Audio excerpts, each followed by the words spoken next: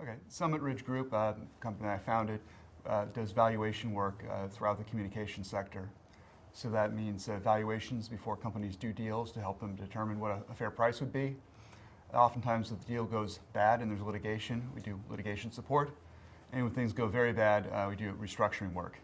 In between all of that, we also advise investors on investments in the sector.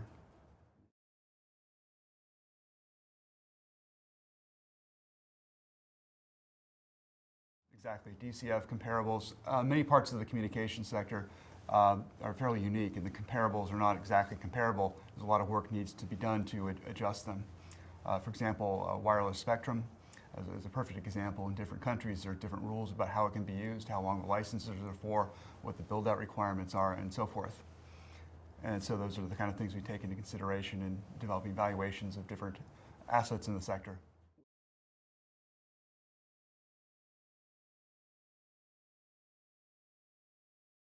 Well, the media industry is going through so much change right now.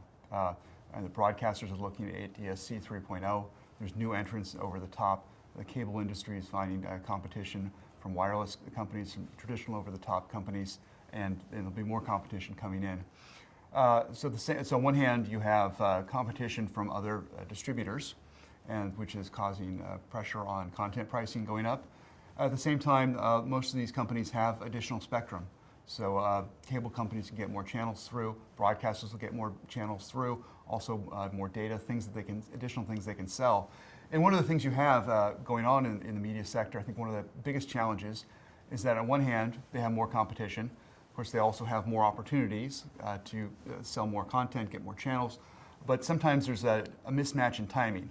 The competition is driving up content pricing today, and many times their plans for how they're going to monetize additional spectrum, additional ability to send more contact to customers is a couple of years behind.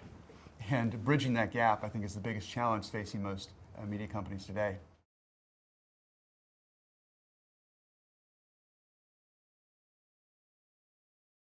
It's volume and capacity that they can actually monetize. And that's, I think, where the big gap is, really from everybody in the media sector, whether it's a satellite company or a cable company. It's one thing to have more capacity. It's also important to have some way to actually be able to monetize it.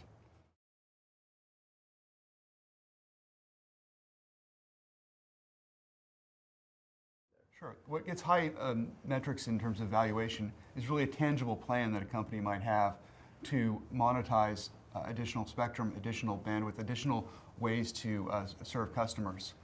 Some broadcasters, for example, have detailed plans of how they're going to sell ads with ATSC 3.0 based on zip code. So they can clearly target different zip codes and sell ads, one ad to one zip code, a different ad to another zip code at the same time within the same general coverage footprint. That gets credit. If someone hasn't figured that out, and they're just looking at their content pricing going up and they haven't figured out a way to increase their advertising revenue, that's a problem.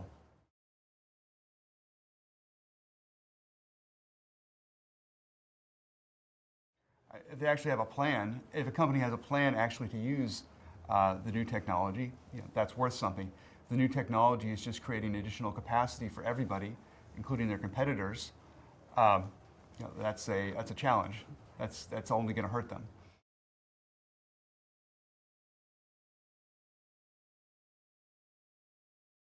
Sure, it's hard to know that which technology is going to work and which ones are going to be accepted in the market. That's always a risk.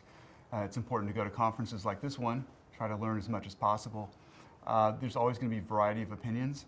Oftentimes the winners are really chosen by consensus as opposed to necessarily what the best technology is. So if a large number of companies in a certain sector go down one development path, that's most likely to be the winner. Of course, you can always be wrong, but we go to conferences like this one to try to be a little bit smarter and try to understand what the risks are.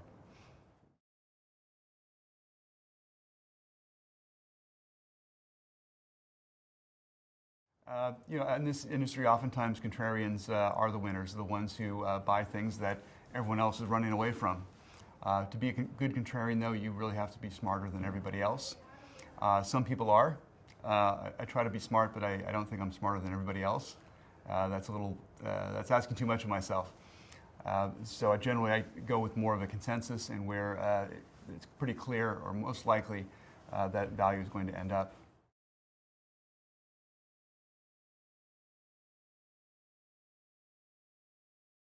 Management is very important in this industry, very important for valuation.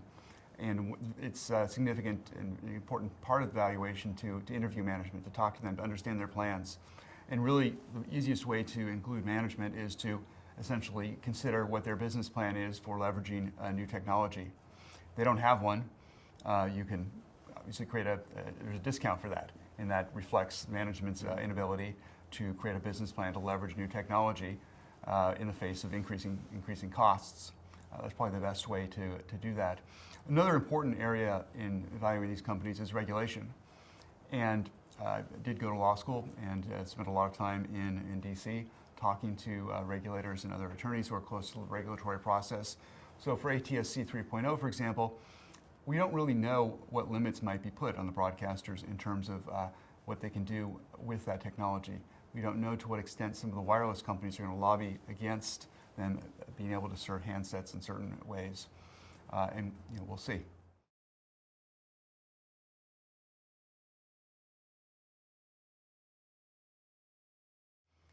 You're right. This is a very creative industry, and sometimes creativity and business go at opposite ends.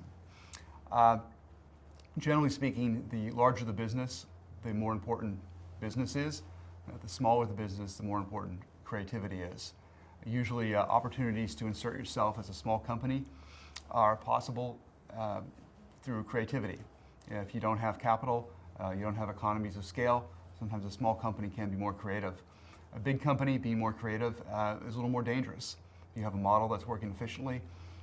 It's hard to simply be creative and turn on a dime.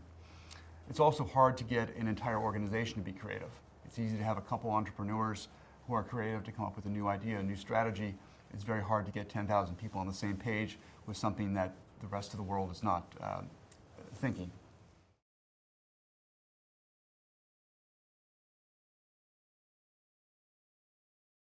I value companies all along different stages of development, from early stage companies to late stage development companies.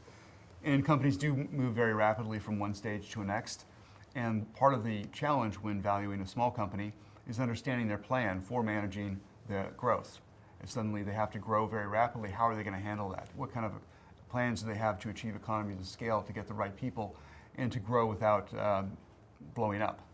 It's very easy for a small company to be effective, and then suddenly they're 10 times the size and they don't have the capacity to handle that.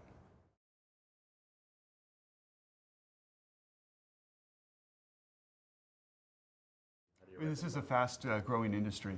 The media sector broadly, the communications sector even broader, is very fast-moving, and that means it's a dangerous place to play. At the same time, because it's moving fast, it also creates enormous opportunities. It's an area that if someone wants to invest, they really have to know it well. It's not like investing in say, an auto company or an oil company that's going to do the same thing 5 years from now as it's doing today. And to make a smart investment in the sector, you really have to get deep into it and understand it well.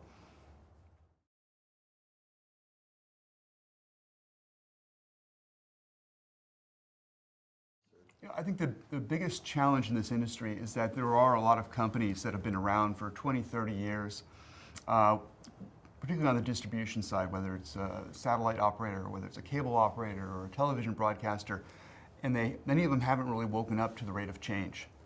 And if they don't do that, they don't get a business plan in place, get ready for ATSC 3.0, watch the new compression technologies, MPEG-4, so forth, they're going to really be in trouble. And there just seems to be companies, at least on the surface, that haven't yet put plans in place for an industry that's changing far more rapidly over the next 5 years than it probably has in the last 15.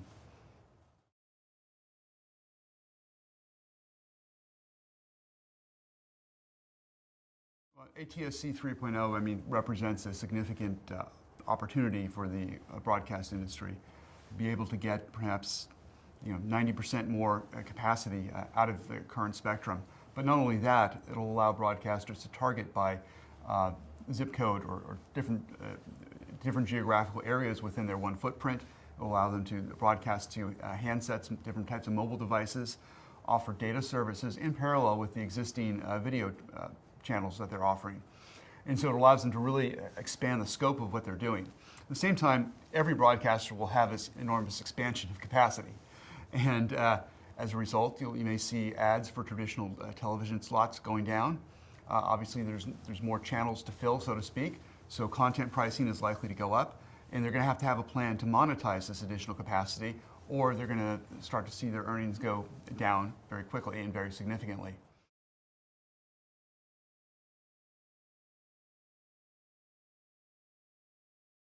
It seems that the competition for content is likely to go up.